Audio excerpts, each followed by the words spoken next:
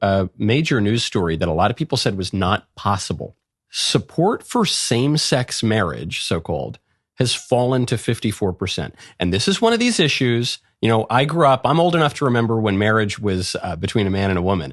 Is this a sign that we will see the overturning of Obergefell? Look, it was not properly judged in the same way that Roe v. Wade was not properly judged. This is just not something that's covered in the Constitution. It's not there. It's not in the Bill of Rights. It's certainly not in any of the amendments. Marriage was always a state institution. No one ever tried to put this up. No one ever tried to make this an amendment. They just sort of pushed it through the courts, which we've seen the left doing since the 1960s. If they can't win at the ballot box, they go to the courtroom. The very first Republican that I ever worked for many moons ago, first as an intern, as a campaign staffer, was Rick Santorum.